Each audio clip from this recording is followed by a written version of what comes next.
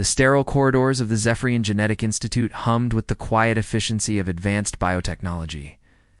But Dr. Lyra Vex'ani felt only the weight of impending failure as she walked toward testing chamber 47, her crystalline blue skin, normally radiant with health, had dulled to an almost gray pallor after 20 consecutive breeding compatibility failures.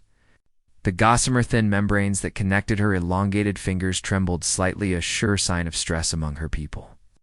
Subject 7739 Alpha reporting for 21st compatibility assessment, she announced to the automated systems, her melodic voice carrying the formal cadence required by protocol. Inside, her heart hammered against her ribcage with a rhythm that felt more like a funeral dirge than the hopeful anticipation she'd felt during her first test. 5 years ago? Before we jump back in, tell us where you're tuning in from, and if this story touches you, make sure you're subscribed, because tomorrow I've saved something extra special for you. The chamber's bioscanners immediately began their invasive analysis, mapping every molecule of her genetic structure with clinical precision. Through the transparent aluminum walls, she could see the observation deck filled with the usual suspects: geneticists, reproductive specialists, and the ever-present council of matriarchs who had made her continued testing a matter of planetary importance. Compatibility rating, 12.3%, the system announced in its emotionless synthetic voice. Status, insufficient for successful genetic merger. Recommendation, terminate breeding program participation. The words hit her like a plasma bolt to the chest. After 21 attempts with genetically optimal Zephyrian males, her body continued to reject every potential pairing. The silence from the observation deck was deafening. Even the soft hum of life support systems seemed to mock her failure. Matriarch Valandra's voice crackled through the cum system, carrying the weight of centuries of tradition and the barely concealed frustration of a leader watching her people's greatest genetic mind slip through their fingers. Dr. Vex'ani, your continued inability to achieve compatibility is ... concerning. Your intellect is invaluable to our species. But without genetic contribution, you remain a biological dead end. Lyra's hands clenched into fists, her membrane connected, fingers creating delicate patterns that would have been beautiful under different circumstances. I understand, matriarch. Perhaps my genetics are simply incompatible with our current population. The gene pool may be too narrow after centuries of careful selection. Careful selection that has prevented genetic degradation for over a millennium, Valandra replied sharply. Your theory about genetic diversity has been noted and dismissed. We cannot risk contaminating our pure bloodlines with inferior genetic material. The dismissal in the matriarch's voice made something rebellious spark in Lyra's chest. Her research into genetic diversity had been groundbreaking, suggesting that their species' obsession with genetic purity was actually leading to stagnation. But the council had buried her findings, too threatened by the implications to consider that their sacred breeding protocols might be flawed. Preparing and narrating. This story took us a lot of time, so if you are enjoying it, like this video. It means a lot to us. Now back to the story. What if the problem isn't with me, but with our approach? Lyra asked, her scientific mind refusing to accept defeat even in the face of personal humiliation. What if genetic compatibility requires something more than just molecular matching? What if it requires emotional resonance? Dr. Kethfer interrupted from the observation deck, his tone mocking. Please, Dr. Vex'ani, let's not resort to primitive romanticism. We are a scientifically advanced species. We don't mate based on feelings. But even as he spoke, Lyra's mind was racing. Her research had uncovered ancient texts suggesting that their ancestors had chosen mates based on what they called soul-deep harmony, a concept that had been systematically eliminated from their culture as they embraced technological advancement. What if the ancients had understood something that modern Zephyrians had forgotten? The testing chamber's doors hissed open, and Lyra walked out with as much dignity as she could muster. The geneticists avoided her eyes, their discomfort palpable. To them, she represented a puzzle they couldn't solve, a failure of their perfect system. There will be no 20-second test, Matriarch Valandra announced as Lyra passed the observation deck. Your breeding rights are hereby revoked. Focus your energies on research, Dr. Vex'ani. Perhaps you can contribute to our species' advancement in other ways. Lyra nodded stiffly, but inside, rebellion burned bright. She had dedicated her life to advancing Zephyrian science, had made breakthrough discoveries in genetics, xenobiology, and quantum physics. Yet because her body rejected their carefully selected genetic partners, she was deemed a failure as a female of her species. The walk back to her private laboratory felt like a death march. Colleagues who had once sought her collaboration now whispered behind their hands, their judgment clear in their crystalline eyes. The brilliant Dr. Lyra Vex'ani, the woman who had unlocked the secrets of genetic manipulation, couldn't even fulfill the most basic biological function expected of her gender. Her laboratory, sprawling complex of quantum computers and genetic sequencers, felt like a sanctuary after the clinical coldness of the testing facility. Here, surrounded by her research, she could almost forget the crushing weight of societal expectations. Almost. The holographic displays showed her latest project, a comprehensive analysis of genetic compatibility across multiple species. It was theoretical work since the Zephyrian Council forbade actual contact with alien species. But Lyra had spent years studying intercepted genetic data from various worlds. The patterns she'd discovered were fascinating and troubling. Computer, display compatibility matrices for all studied species, she commanded, settling into her favorite chair as data streams filled the air around her. The results were illuminating. Species after species showed the same troubling pattern that plagued her own. People. Genetic stagnation due to over-selection for optimal traits. The most successful species, genetically speaking, were those that embraced diversity, even apparent imperfection. One species in particular caught her attention: humans. Their genetic data, captured from long-range scans and intercepted communications, showed a chaotic mixture of traits that should have made them evolutionarily unstable. Instead, they displayed remarkable adaptability and resilience. Their genetic variance was so high that compatibility seemed to be based on factors beyond simple molecular matching. Fascinating, she murmured, zooming in on the human data. Their genetic compatibility appears to be influenced by psychological, emotional, and even cultural factors. They actually seek out genetic diversity rather than avoiding it. A soft chime indicated an incoming message.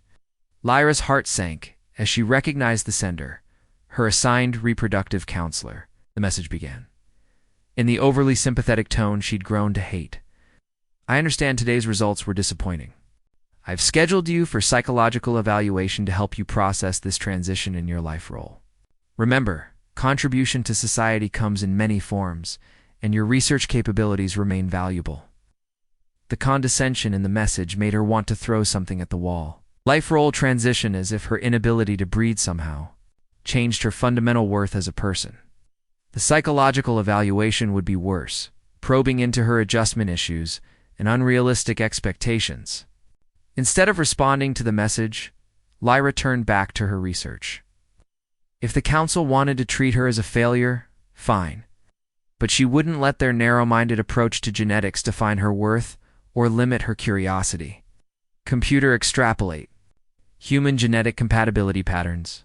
Theoretical question: what would be the compatibility rating between a Zephyrian female and a human male? Warning. Interspecies genetic analysis is restricted by Council Decree 47 Alpha. Override. Personal Research Authorization Vex'ani 739. The system hesitated, then began processing the request. As the calculations ran, Lyra felt a strange flutter in her chest, not quite hope, but something close to it. Perhaps her failures weren't really failures at all. Perhaps they were simply evidence that she was genetically incompatible with a stagnant system. The results appeared in glowing text that made her breath catch. Theoretical compatibility, 89.7%. Warning: calculation based on incomplete data. Actual compatibility may vary significantly. Higher than any Zephyrian male had ever achieved with her. Higher than most successful Zephyrian pairings. And this was with incomplete data from a species the Council considered primitive and genetically inferior. That's impossible, she whispered. But even as she spoke, pieces began falling into place. Her research into genetic diversity, her body's rejection of genetically similar partners, her fascination with chaos theory and adaptive systems. What if she wasn't broken? What if she was simply ahead of her time? A sudden alert made her jump. Unauthorized research detected, the system announced. Reporting to council oversight? No. Cancel that report. Authorization insufficient. Council notification sent? Lyra's mind raced. In minutes, security would arrive to confiscate her research and drag her before the council for unauthorized xenogenetic analysis. But the data she'd uncovered was too important to lose. If she was right about genetic diversity, about the need for compatible variants rather than identical optimization, then her people's entire approach to reproduction was fundamentally flawed.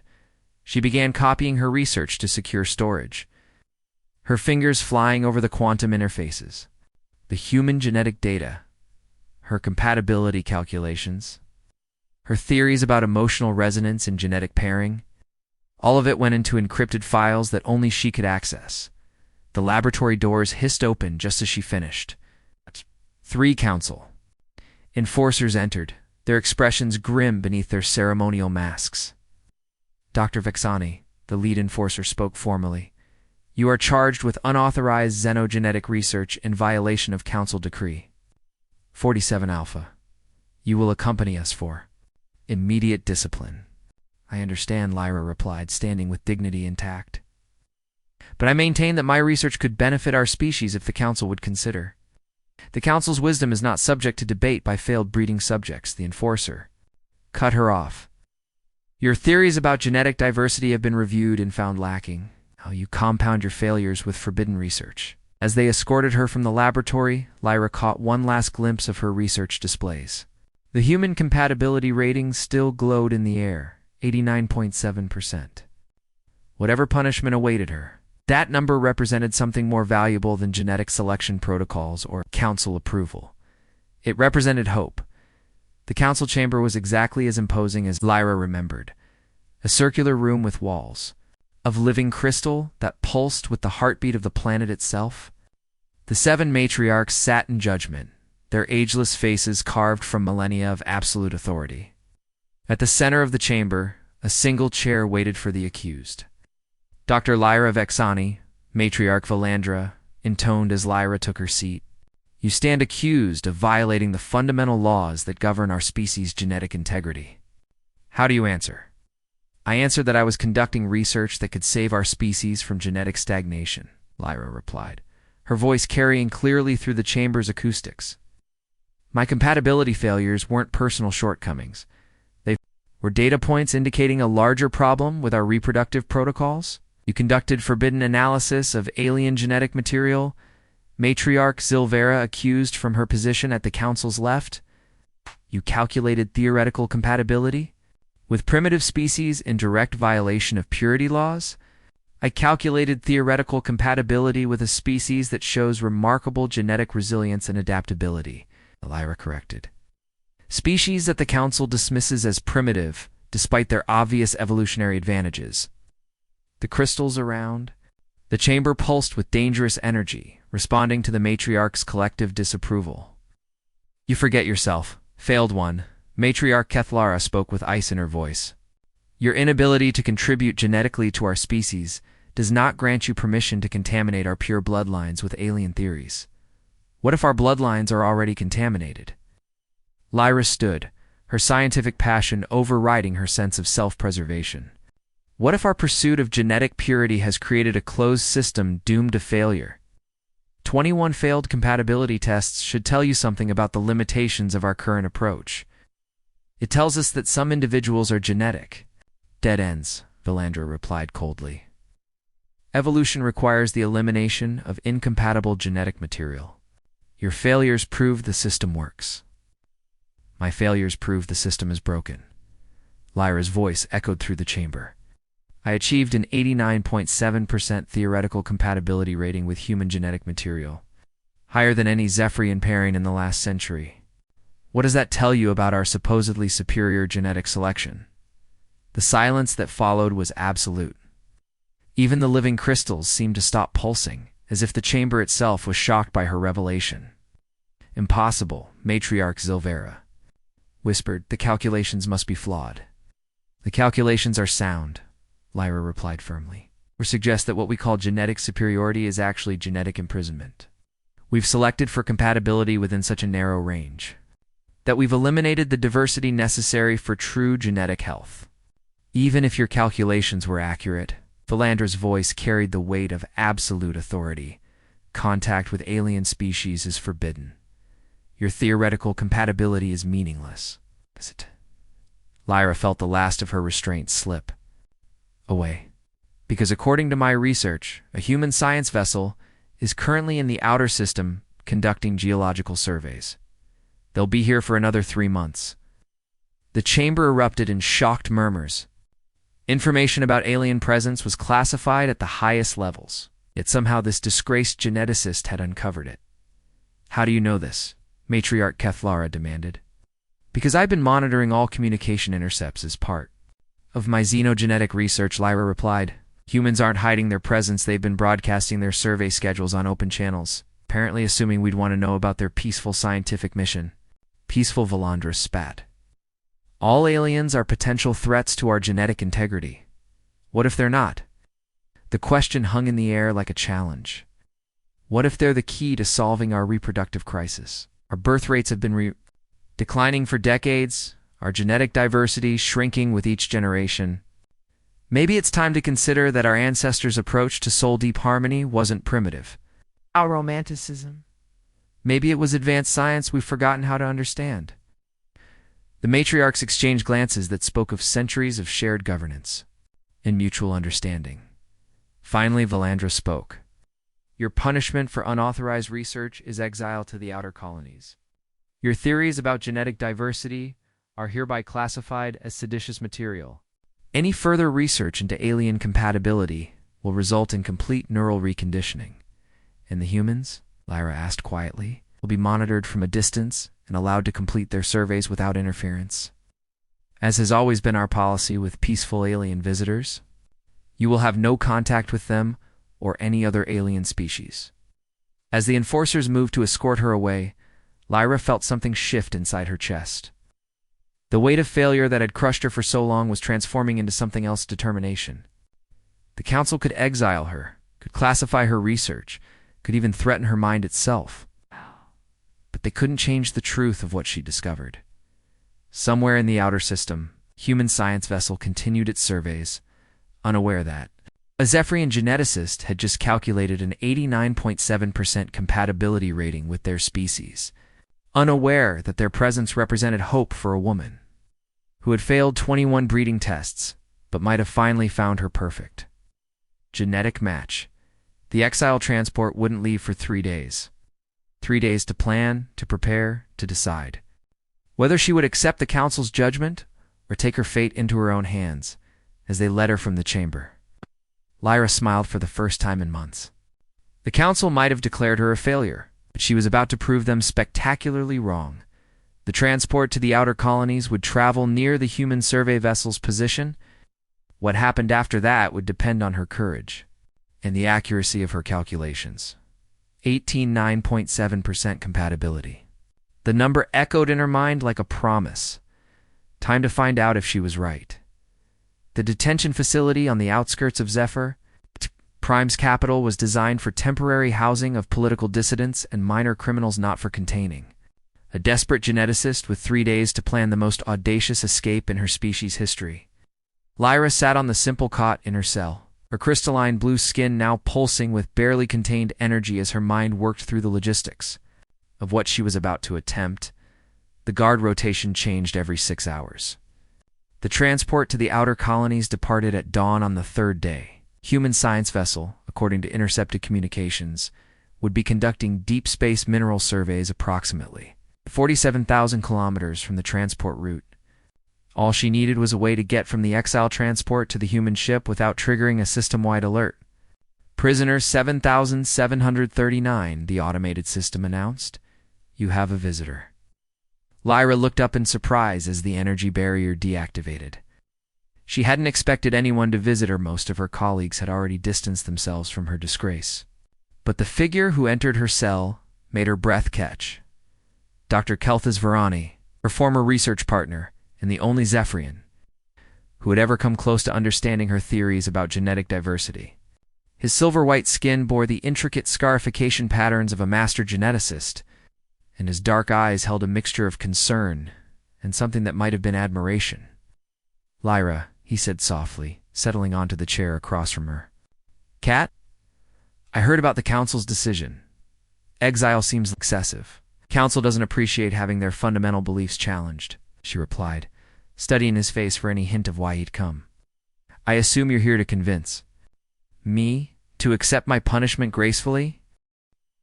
Kelthus was quiet for a long moment, his fingers absently tracing the genetic sequence tattoos that marked his achievements. "Actually, I'm here because I've been reviewing your research. The data you collected before your arrest." Lyra's membrane-connected fingers stiffened. "That research was classified as seditious. You could face charges just for accessing it." "I could," he agreed with a slight smile. "But I'm also the senior geneticist on the council's advisory board. I have certain ... privileges." He leaned forward, lowering his voice. "Lyra, your calculations about human compatibility, they're not just theoretically sound, they're revolutionary." The words hit her like a plasma charge to the chest. "You believe me? I ran independent verification using completely different analytical methods. The results were consistent within a 2% margin of error." Kelthus pulled a small data crystal from his robes, glancing nervously at the monitoring systems. "Your theoretical compatibility with human genetic material isn't just high, it's unprecedented. It suggests that our entire understanding of reproductive biology is fundamentally flawed." Lyra stared at the crystal, knowing it contained validation of everything she'd sacrificed her career to prove. "Why are you telling me this? Why risk your position?" "Because I've spent the last 20 years watching our birth rates decline while..." "The council insisted that genetic purity would solve everything," he said intensely. "Because I've seen too many brilliant minds like yours dismissed as failures when the real failure is our system. And because... He hesitated, then met her eyes directly, because I've been monitoring the human communications too." The admission hung between them like a bridge neither had expected to cross. "You know about their survey mission?" "I know they're scientists, not conquerors. I know they've made no aggressive moves despite having technology that could threaten our defenses. And I know they've been broadcasting cultural and genetic information as a gesture of goodwill, information that suggests they value diversity in ways we've forgotten how to understand." Lyra felt her heart racing with possibilities she hadn't dared to consider. "Are you suggesting what I think you're suggesting?" Kelthus glanced at the monitoring systems again, then activated a small device that created a field of quantum static around them. "I'm suggesting that sometimes scientific advancement requires taking risks that administrative oversight committees wouldn't approve. I'm suggesting that your exile transport's navigation systems might experience a temporary malfunction that could result in an unplanned encounter with alien researchers." "You're talking about treason," Lyra whispered, but her eyes were bright with excitement rather than fear. "I'm talking about science," he corrected. "Real science, not the sterile. Genetic manipulation we've been calling advancement for centuries. If your calculations are correct, and I believe they are, then contact with humans might not just solve your personal reproductive incompatibility, it might be the key to solving our species' entire genetic crisis." Lyra's mind raced through the implications. An actual meeting with humans would provide genetic data beyond anything she could calculate theoretically. If her compatibility was as high as the numbers suggested, it would prove that Zephyrian genetic stagnation was self-imposed rather than evolutionary destiny. "The transport security systems will be under my supervision as part of the Council's monitoring protocols." Kelthus interrupted. "I can't guarantee a completely smooth operation, but I can ensure that any navigation anomalies appear to be technical failures rather than deliberate sabotage. And after this works, if I make contact, the Council will face scientific evidence that their fundamental principles are wrong," he said firmly. "Data they can't dismiss or classify because it will be based on direct observation rather than theoretical calculation. If you're right about human compatibility, Lyra, it changes everything." The enormity of what he was proposing hit her fully. This wasn't just about her personal failure to find genetic compatibility. It was about challenging the entire foundation of Zephyrian society. Success could revolutionize their understanding of genetics and reproduction. Failure could mean execution for both of them. "Why are you willing to risk so much?" she asked quietly. Kelthus was silent for a long moment, his scarified features thoughtful. "Because I've been working within the system for decades, trying to create change from the inside, and I've watched us grow weaker with each generation. Because I've seen what happens to brilliant minds that don't fit the Council's narrow definitions of acceptability. And because—" he met her eyes with an intensity that made her breath catch. "Because I've always believed you were right about genetic diversity. Even when I was too much of a coward to say so publicly." The quantum static field flickered as his device's power cell began to fade. "The transport leaves at dawn tomorrow," he said, standing to leave. "I've arranged for you to be in Transport Bay 7, which has the most flexible navigation systems. After that, everything depends on your courage and the accuracy of your research." "Kelthus," she called as he reached the cell's entrance. "If this goes wrong, then we'll face the consequences together," he replied. "But if it goes right, we'll have proven that evolution favors diversity over purity. That seems worth the risk." After he left, Lyra lay on her cot, staring at the ceiling, her mind churning with plans and possibilities. In less than 18 hours, she would either be on her way to exile on a distant colony, or she would be making first contact with a species that might hold the key to her genetic salvation. The next morning arrived with the artificial dawn that illuminated Zephyr Prime's underground detention facilities. Lyra had slept little, her dreams filled with calculations and catastrophic scenarios in equal measure. The guards who came to escort her were efficient and professional, showing neither sympathy nor particular hostility. She was simply another problem to be transferred to someone else's responsibility. Transport. Bay 7 was smaller than the main. Departure terminals designed for discrete movements of sensitive cargo and personnel. The vessel itself was sleek and functional, built for long-distance travel through hostile space. Lyra was escorted to a passenger compartment that was comfortable, but clearly designed to prevent unauthorized departure. "Departure in 30 minutes, the transport captain announced over the comm system. All passengers secure for quantum transition." As the minutes ticked by, Lyra found herself studying her fellow passengers, a mixture of minor criminals, political dissidents, and administrative personnel being transferred to outer colony positions. None of them seemed aware that their routine transport was about to become part of an unauthorized first contact mission. Beginning pre-flight systems check, the captain's voice came again. But Lyra caught something in his tone that made her think Kelthus had been busy. Navigation matrix online? Course plotted for Zephyr 7 outer colony? The transport lifted off smoothly, its quantum drives humming with barely audible efficiency. Through the small viewport in her compartment, Lyra watched her homeworld shrink away, possibly for the last time. The thought should have been terrifying, but instead she felt a strange sense of liberation. Whatever happened next, she was finally taking control of her own genetic destiny. "Attention passengers," the captain announced after they'd been in space for 2 hours.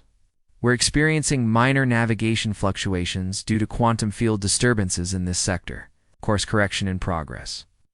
Lyra's heart began to race. This was it Kelthus's promised malfunction that would bring them into contact with the human survey vessel. She pressed against her viewport, scanning the starfield for any sign of alien technology.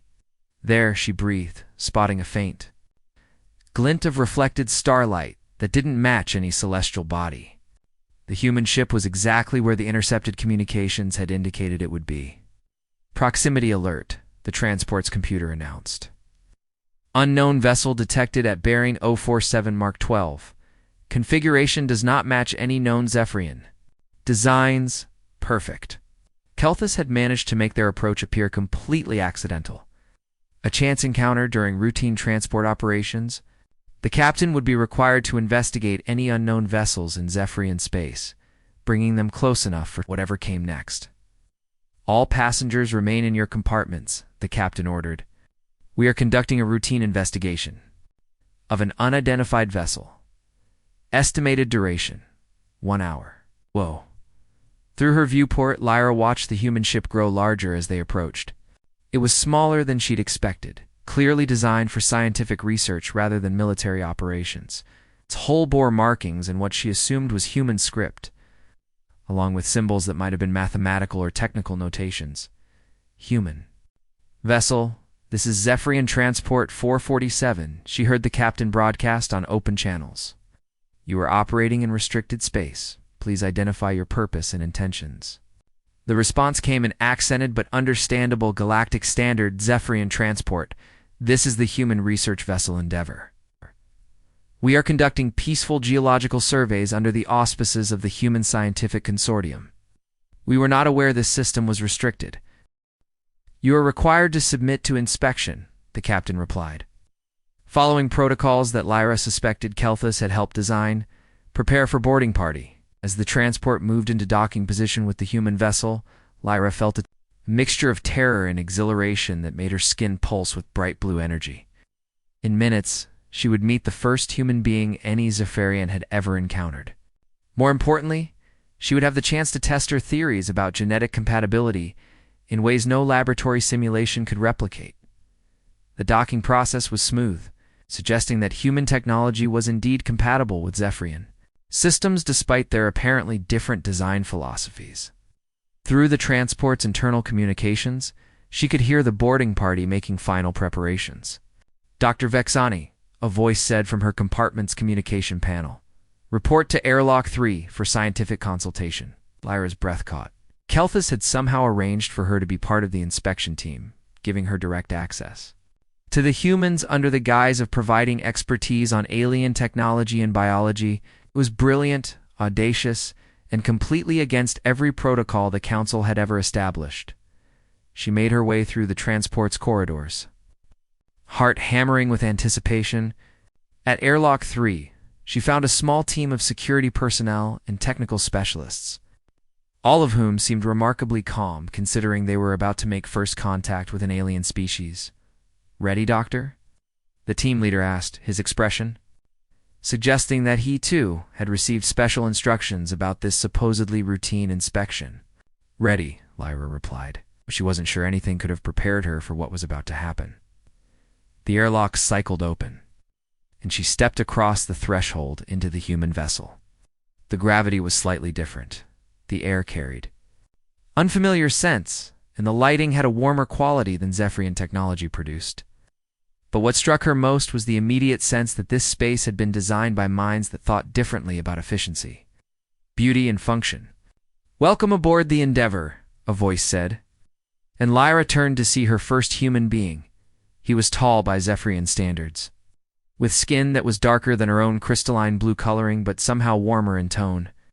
His hair was short and dark, his eyes a fascinating shade of brown that seemed to shift between different depths of color as the light caught them.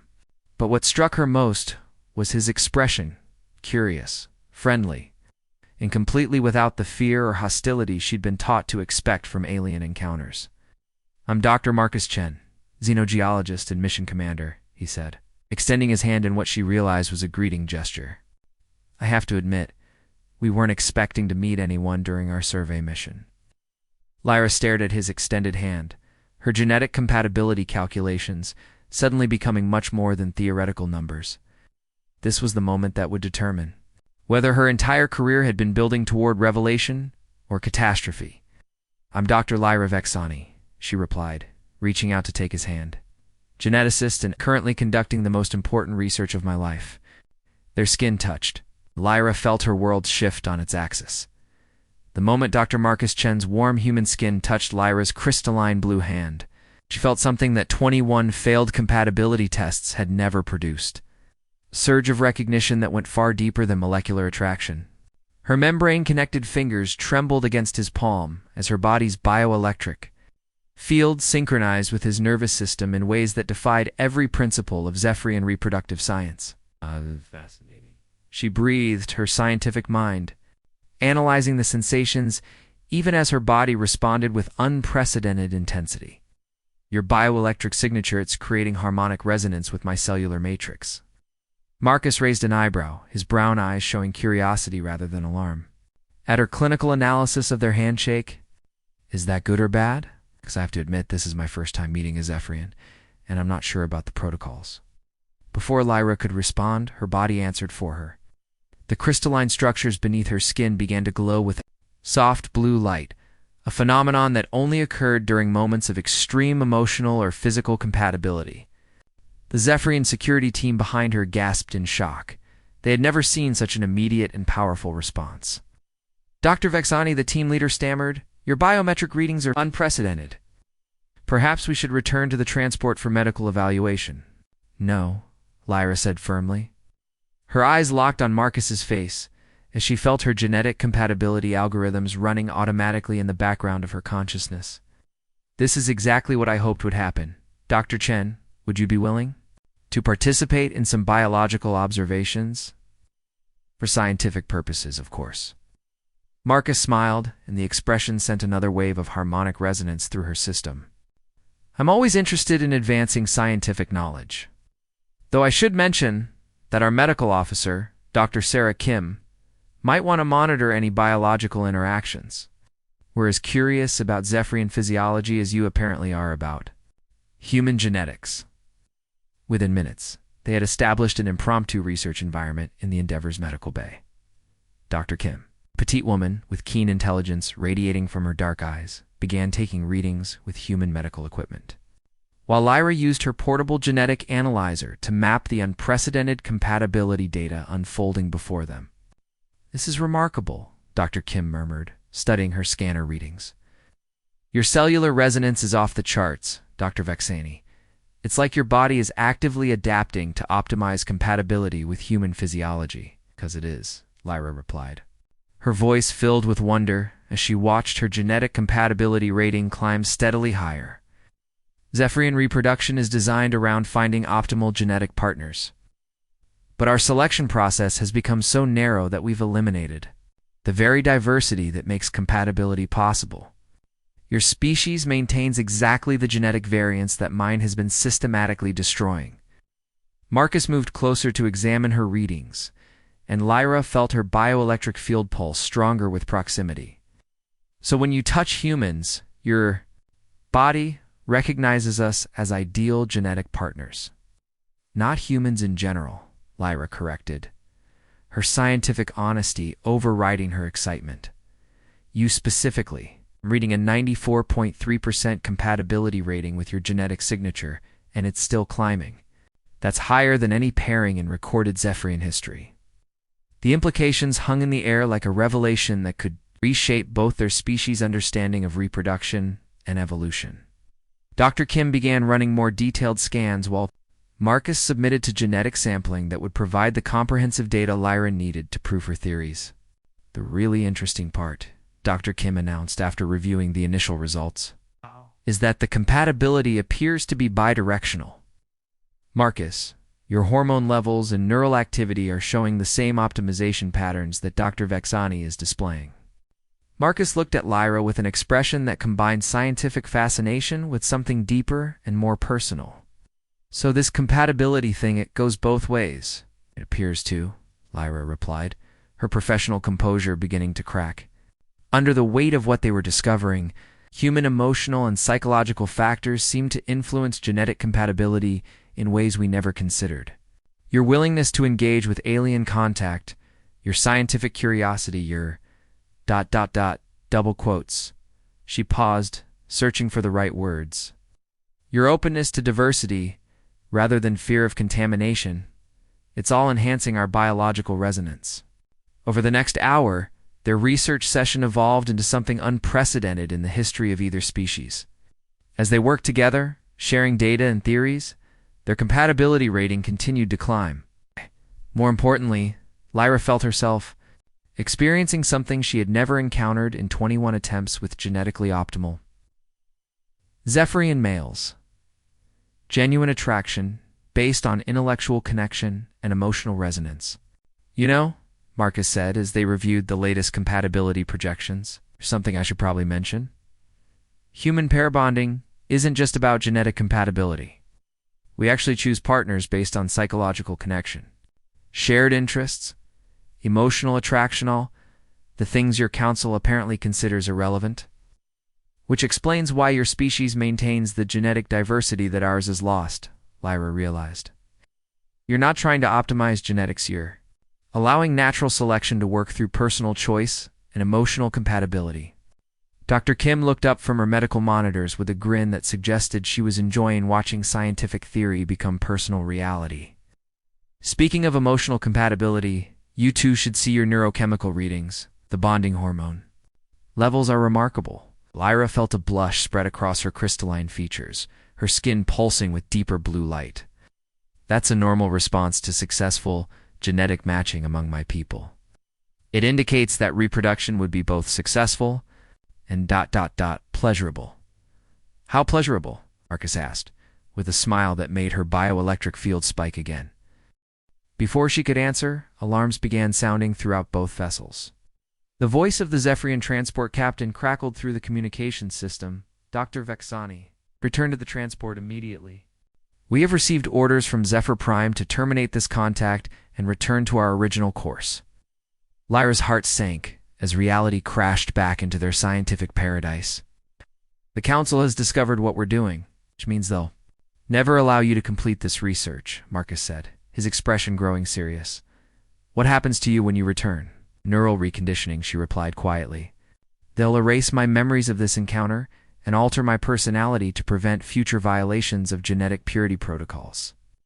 I'll become a compliant citizen who accepts their limitations without question. The thought of losing everything her. Research her memories of this moment. Her chance at true genetic compatibility made something fierce and desperate rise in her chest.